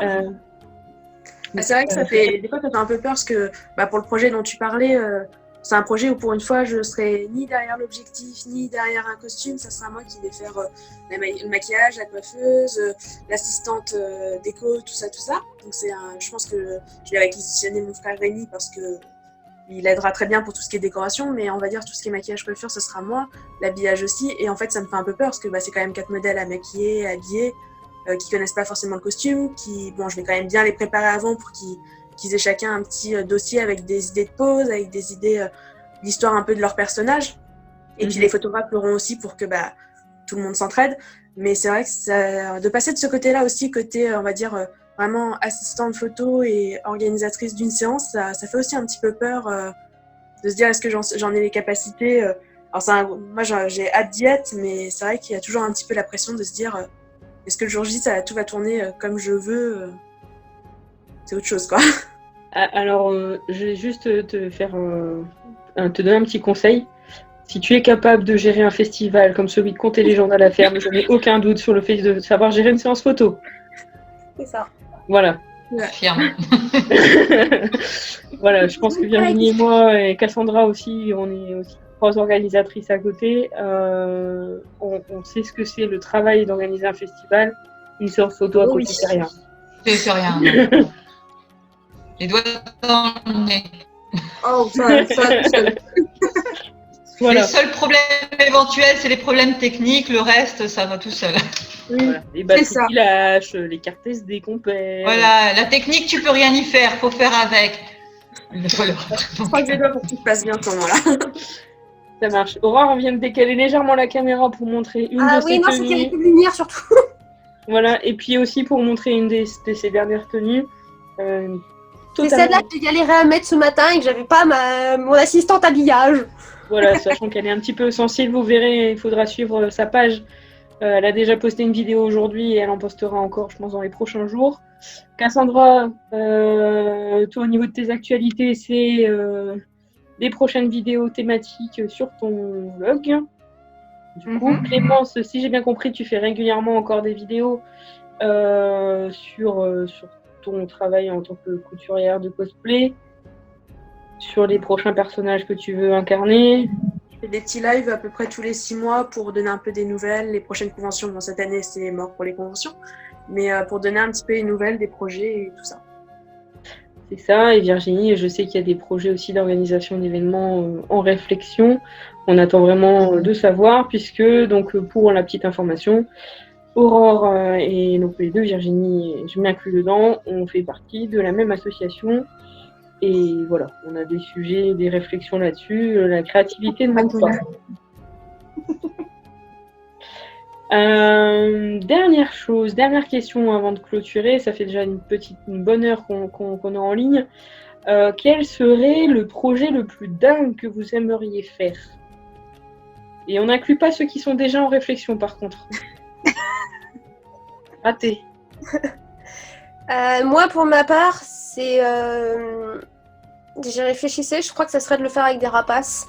Parce que voilà, des chevaux, on a une amie qu'on a, donc on sait que ça va se préparer un moment ou l'autre. Les chiens loups, c'est déjà fait. Mais les rapaces, je prends le risque d'abîmer des tenues s'il faut, je m'en fiche. Mais je pense que Clémence serait d'accord là-dessus si elle l'a pas déjà fait. Tant pis, on abîme les tenues. Mais non, vraiment des rapaces parce que je pense qu'il y a pas mal de choses à faire avec. Il y a une photographe qu'on suit qui avait fait un shooting et j'étais pas au courant de la sortie, sinon je m'en serais volontiers inscrite. Et puis on a des copains médiévaux qui ont des rapaces, donc au bout d'un moment on va peut-être réussir à trouver quelqu'un avec qui le faire. Je vois les deux Virginie qui font oui, donc si vous avez des infos, donnez-les-moi. On en discute. On en discutera, il n'y a pas de problème, je te paye à coup d'hydromel si tu veux. Boisson. Voilà, c'est... non, franchement, je shoot avec des rapaces parce que c'est vrai que je fais... j'ai pas un style particulier en couture. Je fais aussi bien du médiéval que du féerique, que de un semblant d'histo, mais sans être histo parce que je suis pas forcément les couleurs, les tissus de l'époque. Comme je fais, comme vous avez derrière des trucs un peu fous, genre robe de princesse, robe de mariée. Et je me dis que ça peut être quand même assez canon, je pense, et que ça sortirait un peu de ce qu'on peut voir un peu partout. Parce que la pose, Virginie saurait encore de quoi je parle, parce que les poses. Un peu gnangnan si je puis dire, et où tu croises la même photo dans toutes les tenues, t'as 25 tenues, c'est la même pose avec la même émotion, c'est-à-dire zéro émotion. Moi ça me saoule en fait, enfin, on peut être suivi par des milliers de personnes si derrière il n'y a pas d'émotion et c'est toujours la même pose, moi ça me gonfle. Alors je suis pas parfaite sur mes photos, c'est clair, je pense que si j'en fais 50 et qu'il y en a 2 c'est bien à garder, mais pas la même émotion. Mais il y a une émotion, quoi. Voilà, il faut qu'il y ait quelque chose, et c'est pas tout le temps la même pose, c'est ce que je disais à Virginie encore cette semaine, c'est que alors peut-être que les filles, vous avez pas la même problématique, moi j'ai une problématique de savoir de ce que je fais de ces fameux bras là qui me... Oui, c'est très casse-pied les bras, je confirme, ouais. On a toute la même problématique de on fait quoi de ces machins qui sont là mais voilà, j'en ai marre d'avoir toujours les mêmes poses un peu cucu, un peu... on est, je pense, des milliers de modèles maintenant à vouloir être modèle amateur, professionnel, ce que vous voulez, où c'est quasiment tout le temps la même chose. Je pense que sans vouloir forcément s'extirper de tout ça, parce qu'au bout d'un moment, on va revenir forcément sur les mêmes poses. Pas le choix, hein, on peut pas, à moins de se désarticuler, je vois pas trop comment on peut faire. Mais voilà, il y a des émotions à faire passer, il y a des poses, il y a des gestuels à voir, et je me dis qu'avec un animal, d'autant plus un hibou, un faucon, n'importe quoi, enfin des rapaces, quelque chose qui a une puissance à mon sens, qui est vraiment, qui en impose, je vais vous dire ce qui est, ça peut carrément le faire. Et puis bon, après on a plein de shoots de prévus, on va pas étaler les projets, mais Virginie on en a parlé tout à l'heure, et il y a du lourd qui arrivera, mais celui-ci, si j'y arrive, je pense que j'en serai fière. Donc les filles, donnez-moi vos infos, pitié. On les a, t'inquiète pas. Disons qu'il faut juste qu'on arrive à contacter les personnes et qu'on voit les calendriers de tout le monde. C'est ça. Je m'en fous, je pose des congés que j'ai pas des RTT parce qu'il y en a plus en ce moment, mais on trouvera une solution. Je suis malade. Clémence, on t'écoute. Alors moi, déjà pour répondre à Aurore, moi ce que je fonctionne beaucoup, j'ai par exemple un dossier Pinterest où en fait dès que je vois une photo avec une pose que j'aime bien, en fait je la mets dedans et je me dis quand je suis en séance photo, si à un moment, des fois un petit manque d'imagination, ou je jette un coup d'œil parce que des fois c'est des trucs tout bêtes, mais en fait quand t'es avec le stress, quand il y a tout ça, en fait il y a des trucs que tu penses pas, et quand t'as ce petit dossier avec des idées de pause, en fait tu fais mais au final oui je pense pas à faire ça, et pas bête, et en fait voilà c'est juste pas bête, ce petit truc, c'est un peu une bêtise, tu vois. Moi je sais que je fonctionne beaucoup comme ça. D'accord, mais c'est parce qu'il y a des comme ça aussi, parce que dans le cosplay, tu vois, t'as des personnages qui ont des poses un peu emblématiques, et quand t'es sur le coup en séance photo, des fois tu t'en souviens pas, ou tu te souviens pas exactement de quel bras, de tout, et d'avoir ces petits dossiers-là, tu reprends ton image de référence et tu fais mais oui, elle se met comme ça en fait, à la telle position. L'avantage du cosplay par rapport à une tenue classique où tu peux t'inspirer du personnage existant. Quand tu es sur une tenue que tu as inventée de A à Z, c'est vrai que tu n'as pas forcément la gestuelle. Et du coup, en fait, le cosplay t'aide à avoir cette habitude-là. Et au final, après, quand tu regardes des images d'inspiration médiévale fantastique, tu peux faire mais en fait, oui, je pense pas forcément à faire ça. Moi, c'est ce que j'ai fait aussi. Sur Pinterest, j'ai fait des dossiers par rapport au thème. Comme ça, donc j'ai des idées de costumes, de maquillage, parce que de temps en temps, je m'amuse aussi. Je suis très loin de ce que tu fais, par contre, à ce niveau-là. Mais avoir un dossier avec un thème, c'est vrai que du coup, selon l'univers, tu as des mimiques, des poses qui sont caractéristiques. Et aussi, le gros avantage que je vois quand je regarde ces photos-là, c'est aussi par rapport, tu vas avoir une robe style mariée, mais sans voilage. Tu vas pas avoir les mêmes poses qu'une avec des voilages. Esthétiquement, ça va pas rendre du tout pareil. Donc, selon ce que tu veux travailler, les petits boucs comme ça que tu te gardes sous la main, en plus Pinterest de nos téléphones, ça va vite à avoir. Si ton truc est déjà bien rangé, c'est peut-être un des trucs qui est le seul bien rangé chez moi d'ailleurs. Au moins, ça t'évite de le chercher 50 ans après. Et tu sais, ça te permet aussi de proposer des choses au modèle. soit en avant, soit le jour J. C'est un gros Pinterest. Voilà, le problème, c'est que quand tu mets le nez dedans, tu as du mal à en sortir. Quoi. C'est comme les gâteaux. Tu passes des heures et des heures, et puis après, tu fais non, faut que je passe à autre chose là. À la base, t'es venu pour une photo, puis tu te retrouves à chercher je ne sais pas quoi de l'autre côté.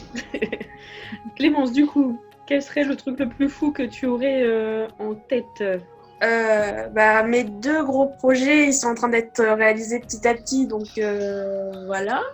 Le premier, c'est de faire toutes les robes issues du dessin animé Cendrillon, parce que c'est mon dessin animé préféré depuis que je suis toute petite. Donc là, ça avance bien, parce que j'en ai déjà 3 de Cendrillon. J'ai fait les 2 belles-sœurs de Cendrillon, donc Anastasie et Javotte. Il me reste plus que la fameuse robe bleue, la marraine, la bonne fée et Lady Tremen. Et le deuxième gros projet, c'est le shooting photo, ou avec mes robes des 4 saisons, où là, c'est un gros projet, parce que c'est des créations perso. Et de créer pour d'autres modèles et d'organiser ça, pour moi, c'est un gros objectif que j'ai hâte d'atteindre. Ça marche. Cassandra? Alors déjà, il y a forcément le projet qu'on a en cours. Mais après, il y aurait aussi un shooting à travers l'histoire, de passer du médiéval au victorien, la Renaissance, et faire ça sur un petit challenge pour moi, c'est sur des remparts. Tu connais mon vertige. Oui. Et c'est pas évident, la dernière fois quand tu avais fait au beffroi, je suis restée en bas, je vous ai attendu, je suis pas montée. Et donc ça serait un petit challenge en plus d'aller contre mon vertige pour pouvoir faire ce shooting. Donc pas mal d'idées, et après pas mal de boulot au niveau des tenues, et non, pourquoi pas. C'est quelque chose que je garde en tête, que je n'en avais pas parlé. Non, j'avoue. Et que je garde en tête, et je me dis, pourquoi pas le faire. Ça marche, et pour finir, Virginie? Alors, moi, sans parler des projets qui sont dans la marmite, c'est un peu aussi un défi comme Cassandra. Par contre, c'est pas le vertige, c'est que j'ai la phobie des grottes, et encore plus de l'eau dans les grottes. Et alors oui, au niveau technique, par contre, ça demandera beaucoup plus de travail et de matériel à apporter, parce que au niveau luminosité, faut quand même qu'on ait des points lumineux cohérents. Mais ça serait un gros défi pour moi, et je me dis que peut-être le fait justement de devoir me focaliser sur ce que j'ai à faire m'évitera de flipper comme une grosse malade et d'avoir envie de me sauver. Ah, mais c'est horrible, hein. C'est vraiment une phobie, c'est vraiment une peur primaire, et c'est vraiment c'est le défi, ce défi-là. Donc ça regroupe beaucoup de choses. Ça me servirait plus de thérapie à moi qu'au modèle, je pense. À moins de trouver un modèle pareil, mais dans ce cas-là, rendu photo. Tu viens pas, t'as pas. Non, mais moi je viens en modèle. J'ai des idées de photos, de tenues. On a un projet avec Virginie qu'on a depuis. On a aussi des contacts. Et c'est vrai que c'est vraiment le côté thérapie pour moi. Ça me servirait vraiment à moi avant tout, c'est clair. Ok, donc je vais terminer. Moi, le projet le plus fou que j'ai en tête, on m'a relancé là-dessus il n'y a pas très longtemps, ce serait de shooter avec des tigres. Alors, pour la petite histoire, je suis une grande amoureuse des félins. J'en ai 2 versions miniatures à la maison. Mais les tigres, c'est vraiment le félin par excellence que j'admire le plus. Cassandra ou Aurore peuvent le confirmer. Quand on va à Paradise en Belgique, je peux passer 30 minutes devant sans rien dire et juste prendre des photos. Je trouve que c'est des animaux majestueux. Je sais que c'est possible. Je sais qu'il va me falloir appréhender la peur aussi, parce que ça reste un animal sauvage. Mais de pouvoir réellement shooter avec un tigre à côté de moi, à dompter forcément, ce serait ultime. Et pourquoi pas le faire dans une tenue type Cléopâtre, puisque ça fait partie de mes projets. Voilà. Donc le lion de Cléopâtre, là ce sera le tigre de Cléopâtre, pour le coup. Pour la petite anecdote, pour ceux qui savent de quoi je parle. Voilà. Je pense qu'on a pas mal discuté là pendant 1h30 à peu près. Moi je vais avoir juste une dernière question, parce que je vois qu'il y en a 3 qui ont joué le jeu. Alors je sais pas, Virginie, si tu es costumée ou pas. Pas du tout. Voilà, donc moi je suis un peu timide aussi, j'ai pas eu forcément le courage. de sortir les tenues qui sont dans les cartons. Mais je vois qu'il y en a 3 et je vais vous demander si c'est possible de vous lever et de montrer un peu plus en détail vos tenues. Est-ce que c'est... Ouf. Alors, Clémence, vas-y. alors, c'est compliqué parce que là, il n'y a qu'une partie du costume. C'est une robe médiévale fantastique qui en fait a plusieurs parties, ce qui fait qu'elle a aussi une veste jaune qu'on peut mettre au-dessus. Les ceintures existent en bordeaux, en bleu ou en jaune, et du coup ça permet de moduler en fait le costume à chaque fois que je le porte. Et c'est ma dernière création de confinement et je pense que j'aurai pas le temps d'en refaire d'autres d'ici lundi. Lundi, ça va être compliqué. Donc moi, pour ma part, hop, il va falloir que je vous baisse l'ordinateur. Tac, je sais pas si vous allez bien voir. Voilà. Donc en fait, c'est une tenue, Virginie saurait l'expliquer, enfin elle l'a plus ou moins vu.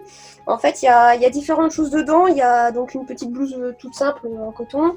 Le tartan, parce que c'était un peu à la base sur notre projet de voyage en Irlande que tout est parti de là. Du fameux tartan. Et le dessus, en fait, je me suis tout simplement amusée à faire un corset, mais avec un lassage devant et derrière. Donc devant, c'est, je sais pas, vous n'allez pas bien le voir, donc un petit lassage qui est là, qui est pas, on va dire, qui est plus d'accessoirisation qu'autre chose, parce que clairement, il sert à rien. Mais c'était le petit défi de rajouter encore des œillets et des pressions. J'aime tellement poser ça que voilà. J'y vais au marteau, hein. Moi c'est clair. Et en fait, tout est, je sais pas si vous voyez derrière, donc tout est lacé derrière. Donc vraiment le corset typique que je me suis amusée à faire donc en tartan, parce qu'en fait il me reste pas mal. Tout à fait. Et puis la dernière, du coup, Cassandra. Moi, du coup, bon, elle n'est pas complète, hein, mais alors, je sais pas si vous allez bien voir, au niveau de la cape, c'est pour le shooting qu'on a prévu, Harry Potter, en fait, c'est une des 2 tenues de manche morte. Donc bon, là, elle n'est pas complète, il y a une jupe qui complète la tenue, avec la perruque, la baguette, et il y a normalement aussi un masque qui va arriver par la suite. Ok, donc c'était aussi l'occasion de montrer donc pour Clémence et Aurore leur création, puisque ça fait partie des tenues, et puis Cassandra a un des projets dont on a déjà parlé dans ses vidéos et dans la table ronde. C'est ça. Bien, écoutez, mesdames, un grand merci, parce que discuter 1h30 avec vous, ça paraît long quand on le dit comme ça, mais en fait c'est passé trop vite. Est-ce que vous avez des questions aussi à me poser, puisque je suis aussi là pour ça? Non, vous me connaissez trop toutes les 4. Quand est-ce qu'on recommence? Quand est-ce qu'on recommence? Je suis tout à fait d'accord. Écoute, Clémence, étant donné que c'est toi qui as été à l'initiative, déjà un grand merci, parce que c'est un challenge comme tu peux le voir, techniquement comme même humainement, puisque c'est pas du tout dans mes habitudes de montrer ma tête à l'écran. C'est un peu grâce à Cassandra que je l'ai monté pour la première fois, et je pense que c'est pas prêt de s'arrêter. Je pense qu'on étendra un peu plus de personnes la prochaine fois. Je pense à certaines créatrices de notre entourage, donc entre autres Manzou, dont parlait Aurore, qui fait des jolies créations à base de plumes principalement, d'autres photographes aussi et d'autres modèles. Malheureusement, donc Alexia, qui devait être avec nous, n'a pas pu se joindre pour des raisons personnelles. On lui fait un gros coucou quand même, et puis on espère qu'elle pourra nous montrer la prochaine fois ce dont elle est capable, puisqu'elle devait nous faire une jolie petite démonstration pendant la table ronde. Et puis, je ne sais pas si vous avez des thématiques que vous souhaitez aborder, si vous avez des questions particulières, je vous laisserai voir en commentaire ce qui a pu se dire. Je me tiens à votre disposition évidemment par messagerie privée pour toute suggestion d'une prochaine table ronde, soit sur la photo, soit sur la photothérapie en tant que modèle, sur les médiévales, puisqu'on pourrait éventuellement aborder ce sujet-là aussi un peu plus en détail. Petit point dont on n'a pas parlé également, c'est que je fais partie du milieu pin-up avec les pin-up en or que je suis régulièrement quand je peux pour faire des photos avec elles. Voilà. Donc ça fait partie aussi des sujets dont on pourrait parler sur les prochains lives. Voilà. Pour l'instant, pas de date, puisque normalement on est censé sortir de confinement à partir de la semaine prochaine. Pour ma part, je serai en télétravail, donc joignable à tout moment par messagerie. Toutefois, voilà, pour le moment, pas de programmation particulière, mais ça va dépendre de ce qu'on va avoir comme retour. Merci à vous, mesdames. Donc pour les actualités de chacune, la page d'Anteli Pure Création de Aurore, évidemment, qu'on remettra en commentaire, la page de Fayette Cosplay pour Clémence, Virginie, ta page photo où tu repartages certaines photos de tes précédentes séances et entre autres des séances du type Peaky Blinder, Pirate, voilà, il y a pas mal de sujets. Et Cassandra, donc sa page Cassie Cats pour les prochains vlogs. Je sais plus quelles sont les thématiques que tu vas aborder, mais voilà, c'est une vidéo en moyenne par semaine, donc n'hésitez pas. Et puis bah du coup ma page forcément Cocinelle où vous retrouverez toutes les actus et les rétrospectives photos de quelques rencontres qu'on a pu faire avec Aurore. Merci à vous, mesdemoiselles. Merci à vous. Merci à toi. Voilà, Merci à toi également. la vidéo sera rediffusée évidemment sur YouTube dans un coin du week-end, histoire de pouvoir laisser un peu plus de personnes avoir de la visibilité là-dessus. Excusez-moi. Et puis, vous pourrez du coup la retrouver, je pense, sur les pages respectives de ces demoiselles. Voilà, merci à vous. Merci. Prenez soin de vous. À bientôt. Faites Bientôt, au attention. revoir.